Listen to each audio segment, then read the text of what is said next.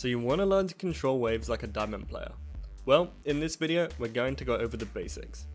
Before we get into the fish and chips of this video, I'd like to clear a few things up. In this video, we're going to go over the fundamental methods of controlling a minion wave. This video will give you the tools and knowledge to work out what to do with the wave and when to do it. The more advanced videos on this channel, which you should totally subscribe for by the way, will assume you know the stuff in this video, so make sure you get it down.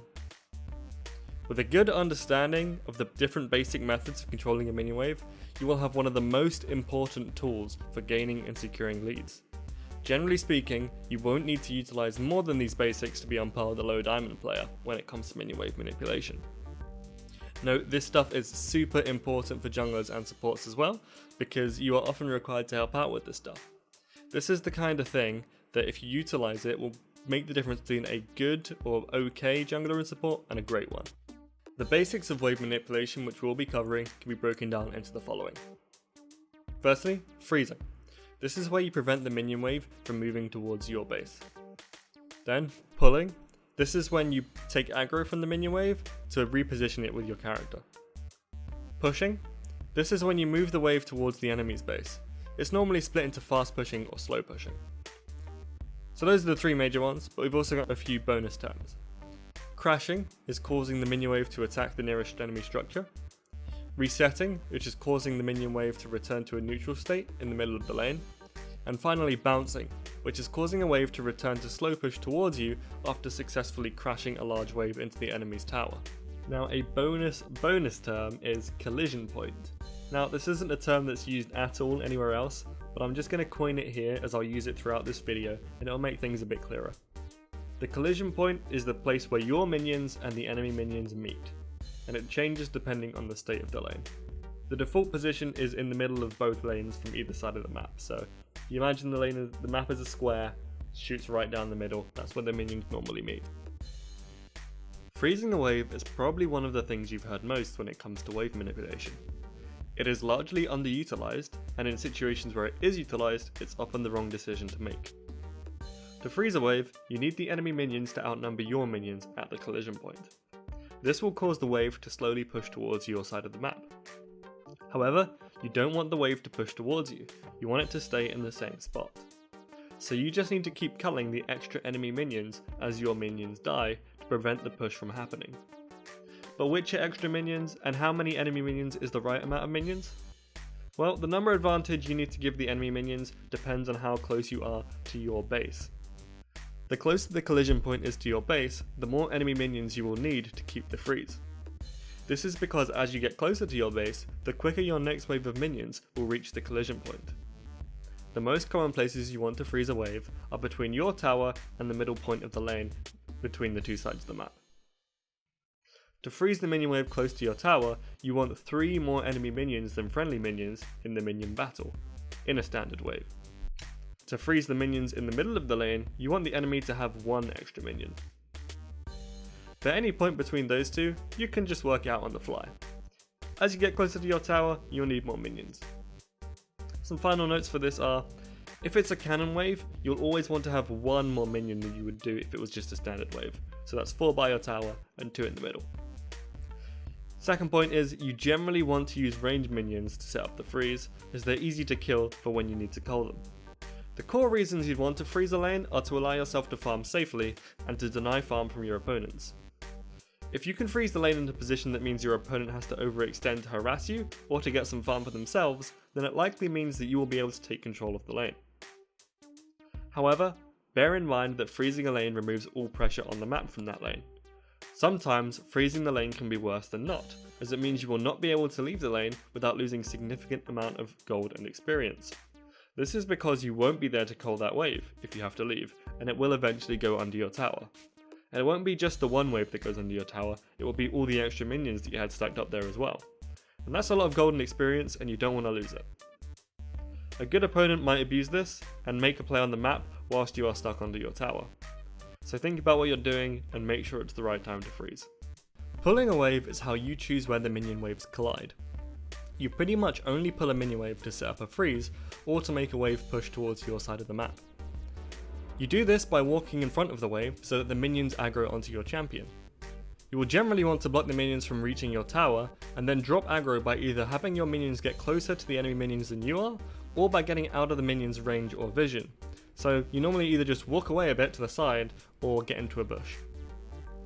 Bear in mind that by pulling a wave, you are causing the enemy minions to clump up, so even if they are right in the middle of the lane, and both sides have an equal amount of minions, the minions you've pulled will push. This happens because all the minions are close together, so they get into range of your minions at the same time. Because of the way your unpulled minions will conga line into the lane, they will get focused one at a time by the enemy minions. They'll therefore die quicker, and the numbers advantage will then take over and cause a push. As mentioned at the start of the video, there are two ways to push, either fast pushing or slow pushing. Fast pushing is super simple. All you have to do is kill the enemy minions as quickly as possible, and shove your minions into the enemy tower, which for a lot of champions means you need to use your spells on the wave. You do this if you need to leave the lane quickly. It's used to allow you to go back to base, or to join up with your team for an objective or skirmish as soon as possible. The reason you want to fast push is because it means your minion wave will go under the enemy tower, and doing this means the enemy won't be able to freeze the wave from you leaving the lane, because they won't be able to pull the minions. Bear in mind this only works if the enemy is not in the lane. If they are in the lane and you can't pressure them off the wave with the threat of your damage, then they can pull the wave and create a freeze, which you don't want. So fast pushing is for allowing yourself to leave the lane quickly without being punished for leaving the lane, but it only works if you can pull it off. If you commit to a fast push and the enemy jungler or another player is nearby, you will likely be out of cooldowns and weaken a fight, or you'll have to concede a frozen lane, which is a terrible position to be in either way. So make sure you're doing it at the right time. Slow pushing is equally simple. To slow push, you just need to have the minion advantage. It's similar to freezing, except this time you want it to be your minions that outnumber the enemy minions. This way, your minions will slowly rack up larger and larger number advantages until they come to an enemy structure, or champion. All you have to do here is make sure your minions will come out on top in the minion battle. And for a faster push, you just have to kill more minions.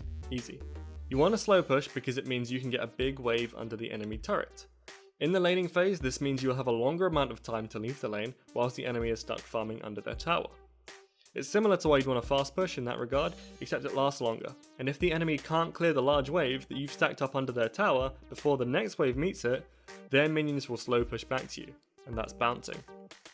That's great because it means that you can leave lane for a bit, for example to go back to base and buy an item, and by the time you're back to lane, there's a big juicy minion wave for you to collect, which is slow pushing towards you, so you don't waste any time. But slow pushing allows for more than just these opportunities in fact. In the laning phase, having a big wave stacked up makes it much easier to harass the opponent whilst they have to focus on CSing. It also allows you to set up a dive more easily, as you have plenty of time to get your jungler over and position correctly, to give the dive the best chance to work. Outside of the laning phase, setting up a slow push can get you massive minion waves stacking in a side lane. This can act like another champion in the lane, as big minion waves put a lot of pressure onto turrets and on the map.